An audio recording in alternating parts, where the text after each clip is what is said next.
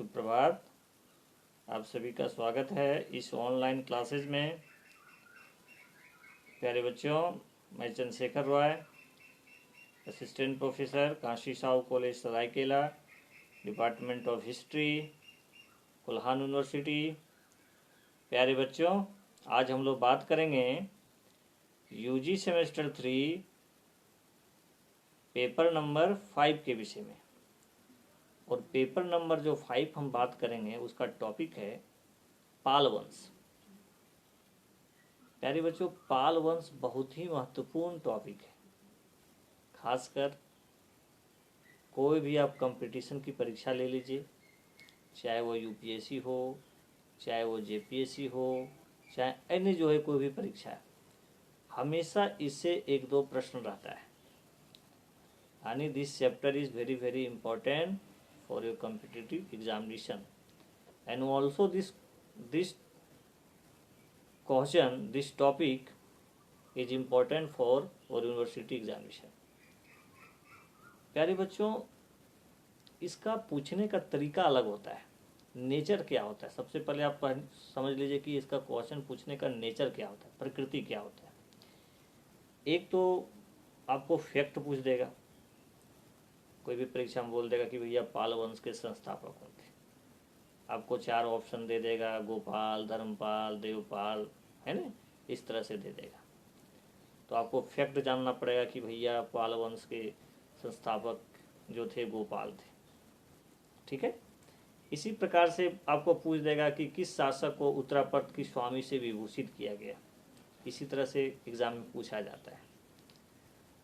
तो प्यारे बच्चों, फिर आपको पूछ सकता है कि किस शासक को पाल वंश का द्वितीय संस्थापक बोला जाता है ना। किसके शासन काल में सुलेमान भारत आया। पाल वंश के किस शासन के काल में, किस शासक के काल में सुलेमान जो है सो भारत आया। चाहे सुलेमान ने किसकी भूरी भूरी प्रशंसा की, उसे सर्वश्रेष्ठ अच्छा शासक माना है। तो इस ढंग से आपको पढ़ना पड़ेगा।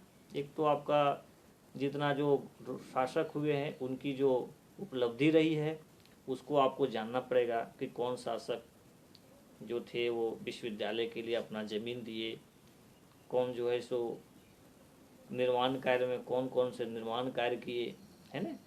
तो इस ढंग से आपको सबसे पहले किसी भी चैप्टर को, केवल नॉट ओनली पाल डायनेस्टी, कोई भी चैप्टर को आप जब पढ़िए उसका नेचर को पकड़िए कि इसमें प्रश्न कैसे बन सकता है, कैसे पूछा जा सकता है। प्रीवियस ईयर्स के क्वेश्चन को उससे आप टैली कर सकते हैं, उसको आप निरीक्षण कर सकते हैं, उसका आप एनालिसिस कर सकते हैं कि इस टॉपिक से कैसे प्रश्न पूछे जाते हैं। प्यारे बच्चों, पाल वंश का जो दायरा है वो बंगाल का है, बंगाल का आसपास वाला इलाका, बंगाल बिहार वाला जो इलाका है, पाल वंश बेसिकली बंगाल वाला क्षेत्र था। और इसके संस्थापक जो थे वो गोपाल थे। सामंत जो लोग थे उन्होंने गोपाल को अपना राजा स्वीकार किया, गोपाल को राजगद्दी सौंपी। उसके बाद गोपाल के बाद जो सबसे महत्वपूर्ण शासक हुए पाल वंश में वो थे धर्मपाल। धर्मपाल का थोड़ा सा टाइमिंग आप जान लीजिएगा, 770 से लेकर 810 ईस्वी। प्यारे बच्चों, किसी भी शासक के लिए 40 वर्ष शासन करना एक बहुत बड़ी उपलब्धि है। This was the great achievement of anyone ruler in the ancient period. क्योंकि 40 वर्ष तक उन्होंने शासन किया, कई तरह का अचीवमेंट किया, कई तरह के युद्धों में भाग लिए, कला संस्कृति का विकास किया। और आपको मालूम होना चाहिए कि जो कन्नौज के लिए लड़ाई हो रही थी, त्रिपक्षीय संघर्ष, वो इन्हीं के समय प्रारंभ हुआ था, धर्मपाल के समय में प्रारंभ हुआ था। और आपको पता है बच्चों कि धर्मपाल भी उसमें, पाल वंश भी उस त्रिपक्षीय संघर्ष में शामिल था। तो थोड़ा सा इसमें देख लेते हैं कि गुजराती कवि जो स्टोडल ढल हैं, उन्हें वो एक ग्रंथ लिखे, उदय सुंदरी कथा। उसमें जो है सो धर्मपाल को उत्तरापत्त का स्वामी कहा गया, उत्तरापत्त स्वामी से विभूषित किया। प्यारे बच्चों, आपको मैं पहले बोला था कि पाल वंश के किस शासक को उत्तरापत्त के स्वामी से उपाधि दी गई, तो धर्मपाल हो गया। ठीक है। और इन्होंने ने धर्मपाल ने जो पाल वंश की जो राजधानी थी वो मुंगेर स्थापित किया, मुंगेर ले गया। मुंगेर को आप देखिएगा अभी now the present time Munger is district of Bihar, है ना। मुंगेर जो डिस्ट्रिक्ट है वो बिहार का एक जिला है मुंगेर, ठीक है। तो उन्होंने धर्मपाल ने, हो सकता है आपको पूछ दे कि पाल वंश के किस शासक ने अपनी राजधानी मुंगेर बनाई थी, तो आपको बोलना है धर्मपाल, ठीक है। नेक्स्ट जो शासक हुए वो थे देवपाल। इनका टाइम पीरियड जान लीजिए 810 से लेकर 850, इधर ये भी 40 वर्ष तक शासन किए देवपाल ने।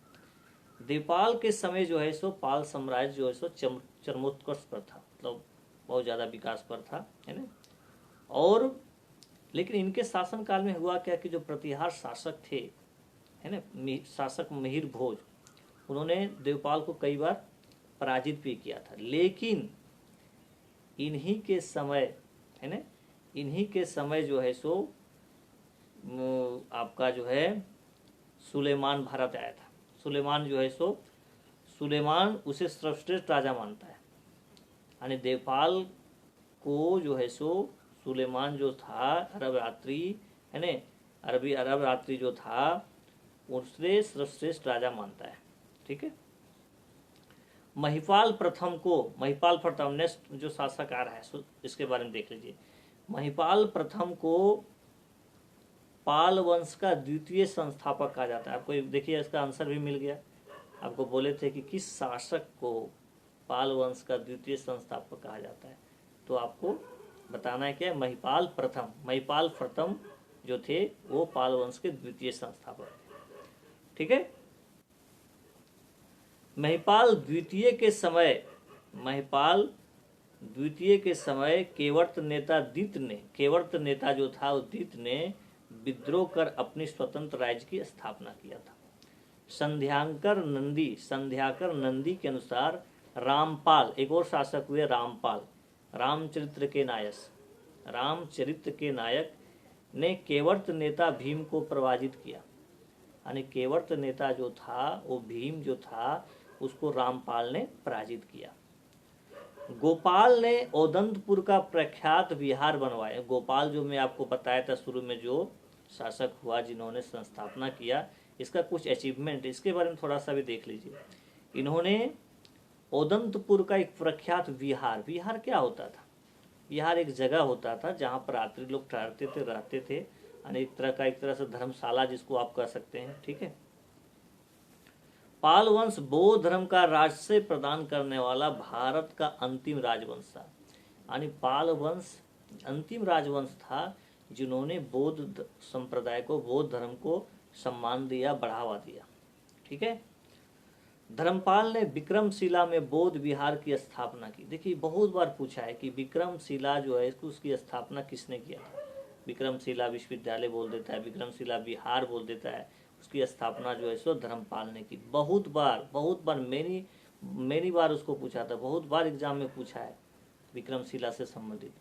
तो इसलिए इस प्रश्न का जवाब होगा धर्मपाल ने जो है सो विक्रमशिला विहार का निर्माण कराया, बौद्ध विहार का निर्माण कराया। गया में चतुर्मुख महादेव की मूर्ति स्थापित करवाया। हो सकता है भी पूछ दे कि किस शासक ने गया में चतुर्मुख महादेव मूर्ति स्थापित की, तो इसका भी आंसर होगा आपका धर्मपाल।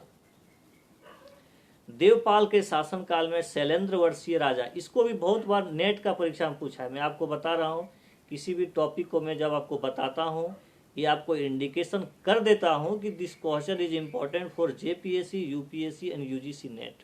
अभी देखिए मैं इस क्वेश्चन को मैं बता रहा हूँ कि देवपाल के शासन काल में शैलेंद्र वंशीय राजा बलपुत्र देव ने नालंदा में एक विहार बनाया था। यानी नालंदा में एक विहार जो बनाया था वो देवपाल के शासन काल में ही हुआ था। अरब यात्री सुलेमान ने पाल साम्राज्य को रुहमा कहा। यानी पाल साम्राज्य को जो है सो एक अरब यात्री था सुलेमान ने रुहमा कहा। तो प्यारे बच्चों ये बेसिक कॉन्सेप्ट हम लोग आज पाल वंश से संबंधित देखे। मुझे लगता है कि पाल वंश से आपको इससे ज़्यादा करने की कुछ आवश्यकता नहीं है। कोई भी प्रश्न निश्चित है कि आप इससे जो है सो बना लीजिएगा, जो पॉलिटिकल संगठन से, राजा से, शासक से संबंधित रहेंगे, उनके निर्माण कार्य से संबंधित रहेंगे, उसको आप आराम से बना लीजिएगा। यहाँ इसको कर लेने से पाल वंश से कोई भी प्रश्न आपको कंपटीशन में इससे बाहर जाने वाला नहीं है बच्चों। इसलिए इसको बेसिक चीज़ मैंने आपके सामने रखने का प्रयास किया, ताकि आप पाल वंश को आप बेसिक समझें कि आखिर गोपाल कौन था, धर्मपाल कौन था, देवपाल कौन था, रामपाल कौन था। इसको आप बेसिक तरीका से समझिए और किसका क्या क्या काम हुआ। मैंने आपको शुरू से इसका जो नेचर है, प्रश्न पूछने का तरीका है, कैसा प्रश्न परीक्षा में पूछा जा सकता है, इसको मैं आपको बताने का प्रयास किया। और मुझे नहीं लगता है कि इतना से आपका कोई भी प्रश्न बाहर जाएगा। और एक रिफ़र करके रेफरेंस के रूप में आप जो है सो आपके पास जो भी बेसिक बुक्स होंगे उसको एक बार आप पढ़ने का प्रयास कीजिएगा। नहीं तो आपके लिए यह वीडियो बेसिक के लिए बहुत काफ़ी है। इससे आपका कोई भी प्रश्न एग्ज़ाम में छूटने वाला नहीं है। प्यारे बच्चों, आज के लिए बस इतना। आप सभी लोग ध्यान से पढ़िए। इस कोरोना वायरस के इस विपत्ति में, एक वैश्विक आपदा जिसको बोलते हैं, वैश्विक महामारी, इसका सामना हम सभी को डटकर करना है। साथ ही साथ विद्यार्थी को ये नहीं सोचना है कि हमारा कॉलेज नहीं हो रहा है, को ट्यूशन नहीं हो रहा है, कोचिंग नहीं हो रहा है, मेरी तैयारी कैसी होगी। ऐसी नकारात्मक विचारों से अपने आप को दूर रखना है। आपको जितना जो है सो ऑनलाइन प्रोवाइड हो रहा है, ऑनलाइन मटेरियल प्रोवाइड किया जा रहा है, वो आपके लिए इनफ है। और अपने नॉलेज को बूस्टअप कीजिए, अच्छे अच्छे किताबों को पढ़िए, है ना। अपनी जो है सो भाषा शैली को सुदृढ़ कीजिए।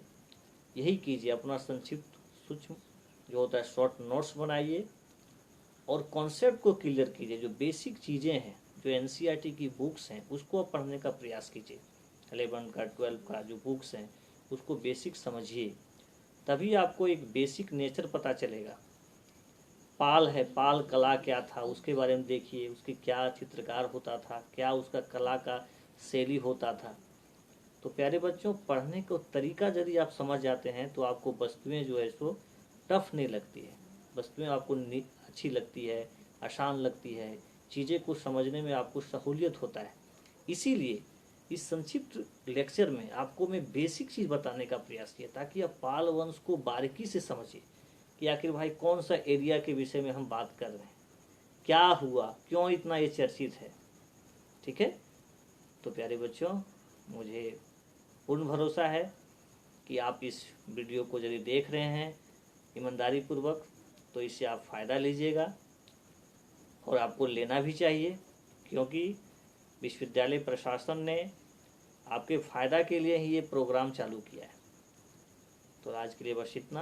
आप सभी को बहुत बहुत धन्यवाद।